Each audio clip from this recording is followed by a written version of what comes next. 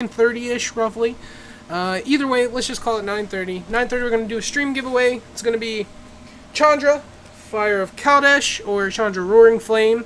Awesome ability. Whenever you can just tap her to deal one to something, and you can play whenever you play a red spell, you can untap her. Very similar to Nettle Sentinel, and so you can ping something, untap her with a red spell, ping something, untap her with a red spell. And I think if the third time, if she's dealt 3 or more damage this turn, exile her, and then return her transformed, and then she's the Planeswalker. And actually, I'm going to read this with you all for the first time, because I don't know what she does when she's flipped. At all. So she starts off with 4 loyalty, which is pretty great for a Planeswalker, and she is the color symbol red, as you can see right there. If it has that red circle, that means it is a red permanent, or green, etc., etc.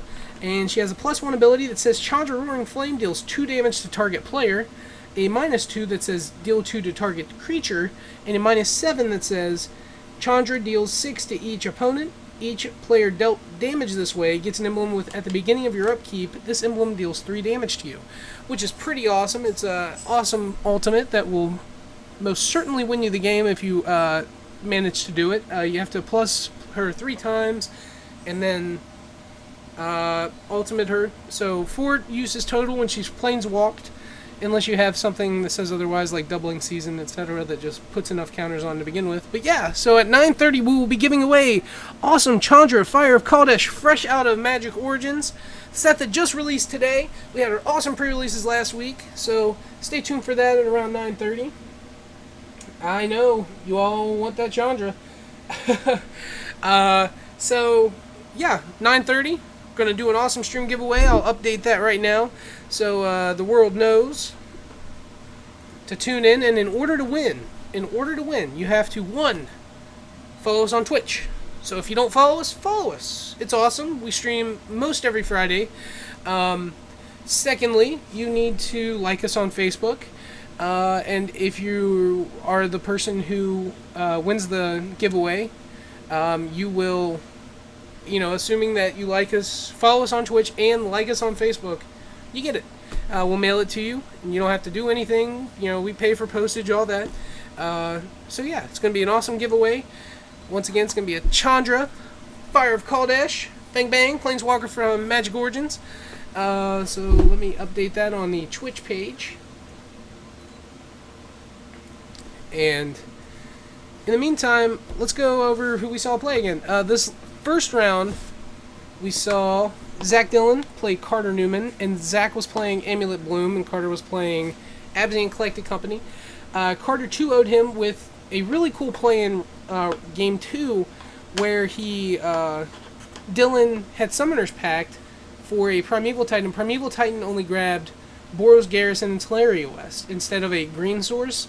So Dillon only had 2 total green sources in play, and he's completely tapped out at the end of his turn. Carter Court of Callings for a Fulminator Mage to pop one of his green sources. He can't pay the green in his upkeep. Dillon lost the match that way.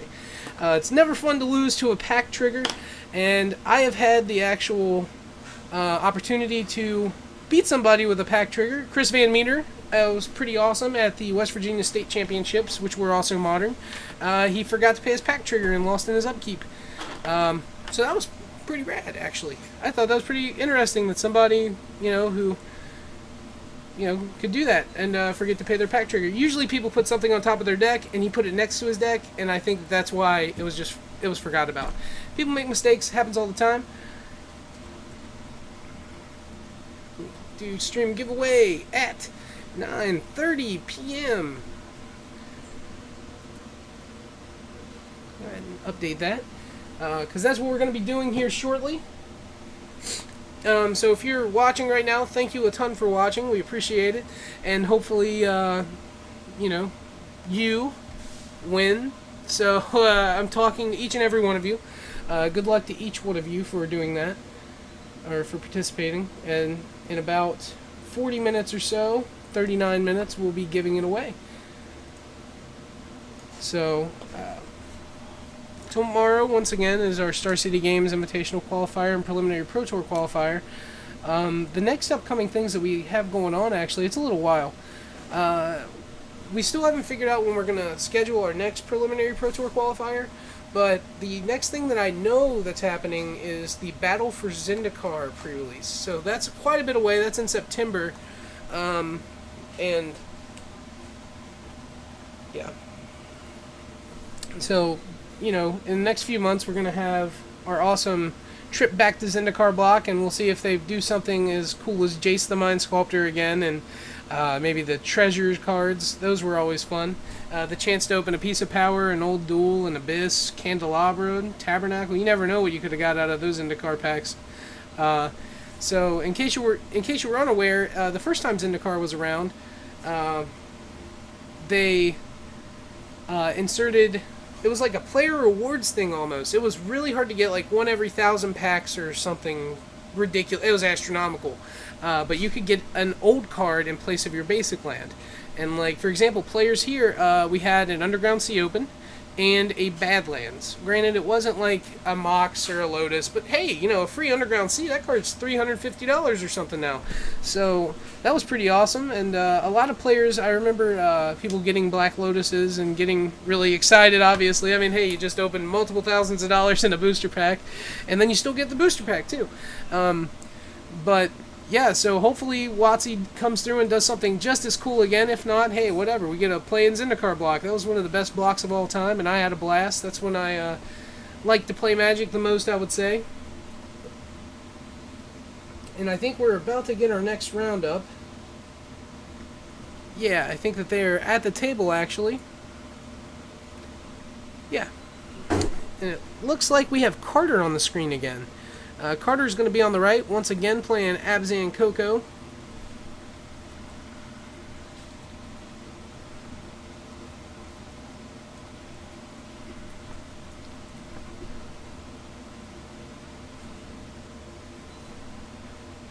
And we're going to have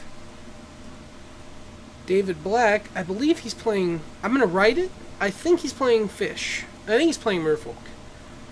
But I'm not entirely sure. So we will find out fairly shortly.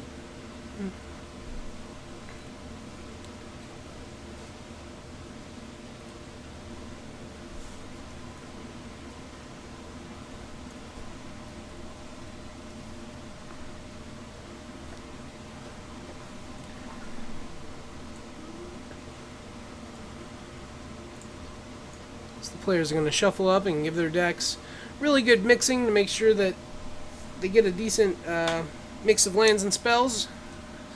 And yeah, it looks like I was correct. David is on Merfolk.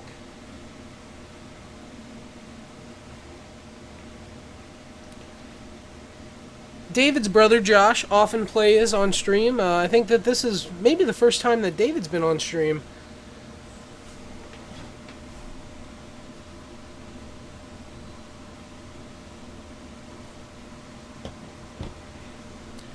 And a Flooded Strand, I believe, coming down for David. Looks like they started marking life total, so it's safe to assume that's what it is. So he is playing fetch lands in his iteration of Fish, and we'll see how that works out for him as he gets an island, and we'll see if he has the ultimate combo on turn 1, Aether Vial. Ooh, that's a lie, unfortunately. It is not round 2. It is now round 3 of 5, and we are booking through this really fast. And this is an interesting card to see on turn 1. Relic of Progenitus. Yes, I said Progenitus. I know that everyone says Progenitus, but I see it as a disease. So if you want a little bit of Progenitus in your love, there's the relic to provide it. Hey there, Jerv.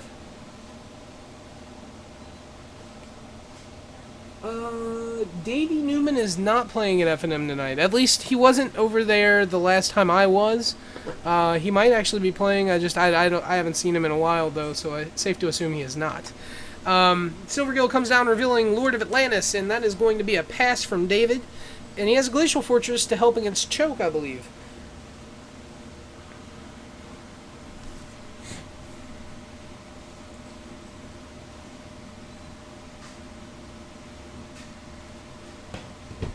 And a Kitchen Finks is going to come down for Carter, putting him up to 22. That's part 1 of the combo. Next turn, if he has it, he could play both pieces. He could play Viscerous Ear and an Anafenza or a Malira, if he has those two. If he has Cartel Aristocrat, he would need another land, but more than likely be able to cast it as well.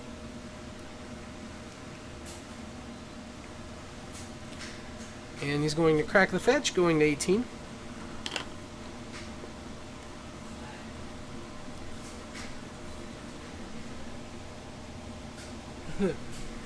Baking soda, baking soda.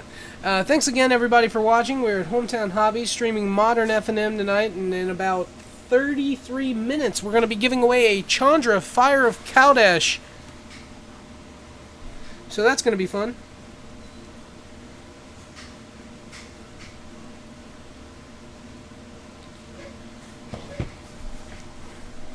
And David's going to run out a Curse Catcher, maybe? Yeah, Curse Catcher. And maybe a Lord of Atlantis. Alright, he plays the Lord he revealed, and he could attack, and that's going to definitely trade with the Finks, I think. Maybe not. Maybe he needs the Finks with no counter on in order to do the combo, actually. Well, if he can play Anafenza first, and then he can... Yeah, I think it's still a block with the Kitchen Finks. Because if he plays the Bolster... Unless he has Malira. If he has Anafenza, I think you block with the Finks. If you have Malira, you don't.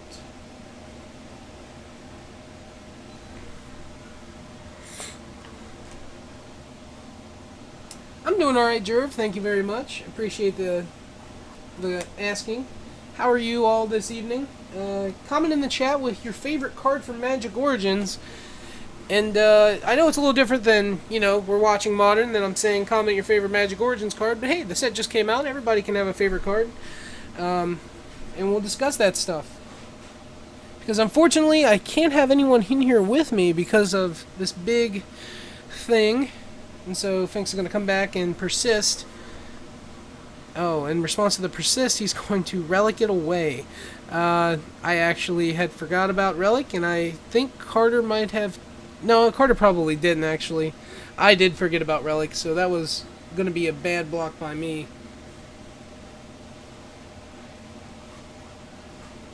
Dreamcaster, I respect it. Harbinger of the Tides is an incredibly good card, and I know long-time stream friend, once again, we've been in this for about a month, so long time is, you know, very, very acceptable to use.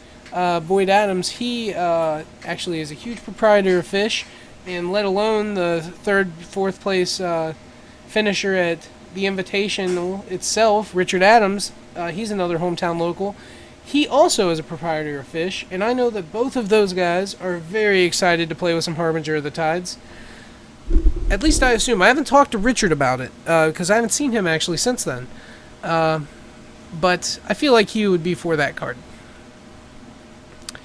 Anafenza is going to come down, followed by Spellskite, maybe. Yeah, Spellskite, okay. And Spellskite's going to bolster onto the birds, and we will see a pass from Carter. And he has another piece of the combo, but with the Relic of Progenitus in play, it's a little more difficult to go off, unless he's tapped out. Carter does have a fetch land to, you know, get him if he taps out. And we'll see if...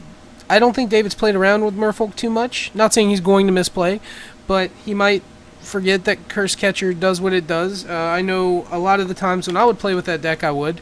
So we'll see if a Court of Calling or a Collected Company just resolves because of that at some point in this match. And he's going to leave a mana up to activate his Relic to exile all graveyards and draw a card in case Carter does draw the rest of the combo. So once again, he can't win that way. He's going to have to figure out another way, and all the while, David is getting more and more soldiers to his team. And next turn, he could play Master of Waves if he has a land, or another Lord even, maybe a Spreading Seas. There's a lot of cards that David could get next turn. I do think Carter's deck plays a Reclamation Sage. It is really awkward to Reclamation Sage something, like a Relic of Progenitus, especially when it could just be sacked in response, but sometimes you just have to get your combo through. So we'll see what Carter does in regards to that.